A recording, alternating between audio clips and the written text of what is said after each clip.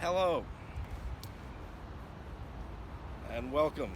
Good evening and good morning from Hibiya Park, Tokyo, Japan. Going forward, I'd like to see a bit of an anti-crime campaign. I'd like to, going forward, and I'd like to make some comments about the FBI's investigation. As the son of the murder victim, I found it very unusual. Homicide victim maybe is more appropriate. All of Nicholas Medina's statements certainly led up to her official death. And, honestly, I don't really know when it happened. When did she actually die? I don't know. People can lie. He really wanted me to believe she was executed March 10th. Was she? Maybe. I have no idea when my parents, what happened to them, really.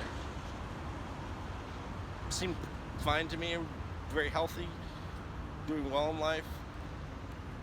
I felt completely comfortable around them. They were my parents. I really don't know. And I wanted to make a point that when the investigator can't know, that's a problem. The investigator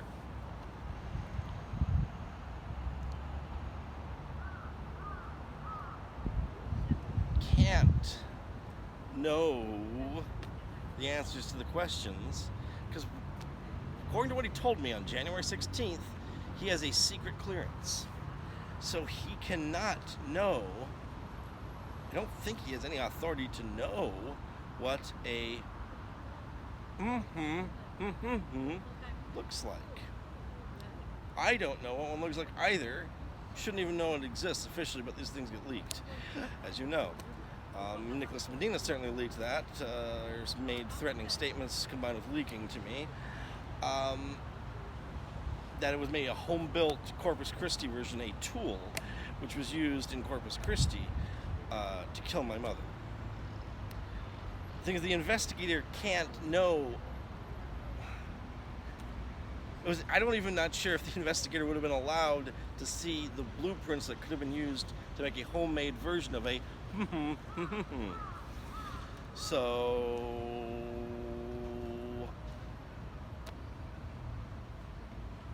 I really don't know if he was the right person for the case. I'm really not sure if anyone who is doing any sort of gang violence investigation or any sort of gang violence mafia investigation can really conduct that investigation with a clearance lower than top secret, secure, compartmented information. Because if certain number of gangs are using homemade it would not that's not something a normal police officer, certainly a detective with a secret clearance, would be allowed to even know about or see. And if so, he has no frame of reference to see if they're doing homemade versions of this or that, because he has no frame of reference.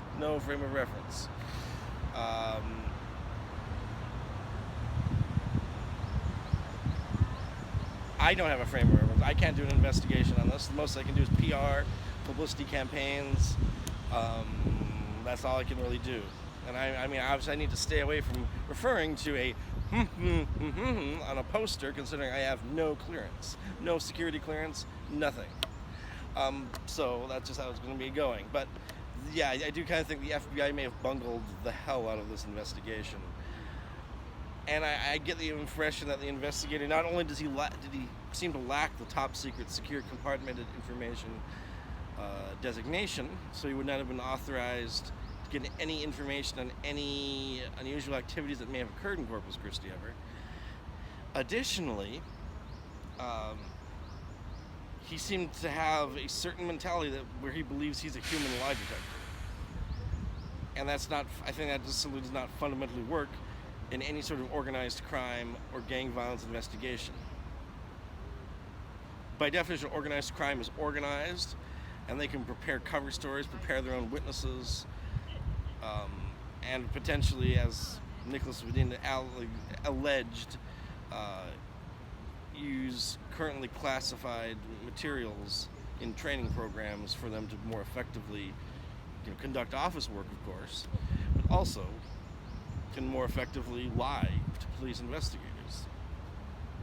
I mean, there's training programs supposedly that exist designed to help people survive a police interrogation with Iranian police that could probably also be used very easily against American police, I'm sure, if someone had that information, those procedures, those training methods, which is of course why they're secret and why normal police detectives shouldn't be allowed to even access to that.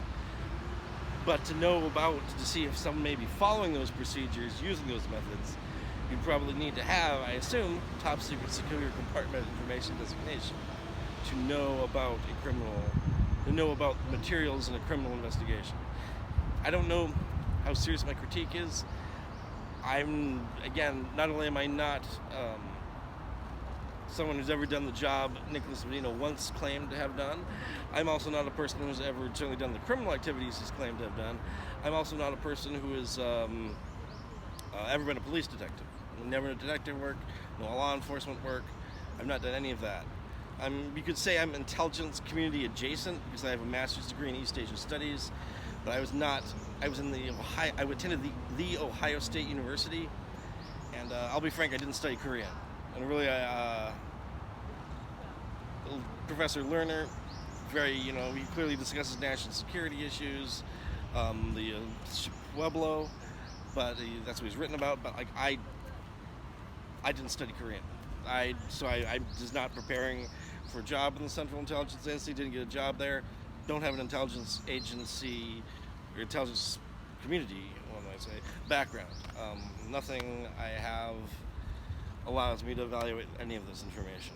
I just know there were death threats.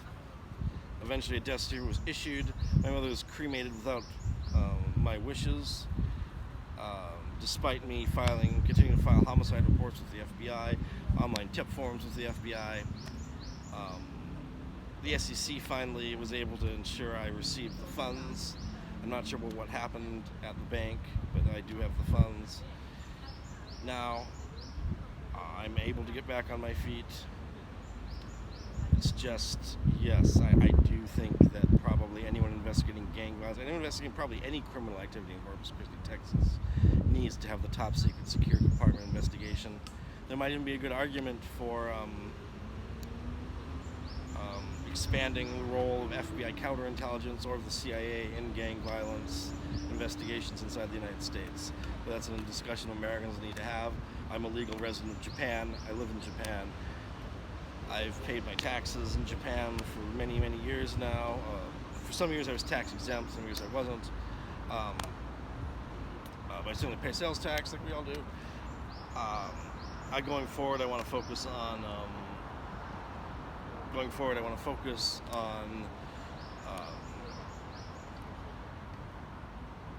law enforcement in Japan, making sure Japan is protected, or as they might say in Corpus Christi, the Japanese community is protected, or the community in Japan is protected, however they want to phrase it, but the actual community of Japan, the actual law enforcement, public security intelligence agency. I want to work forward and make sure people are given access to the tools who can handle organized crime investigations properly. I'm probably going to also want to continue work with Asian studies. I want to go forward on that path. I think that's very important. Thank you very much.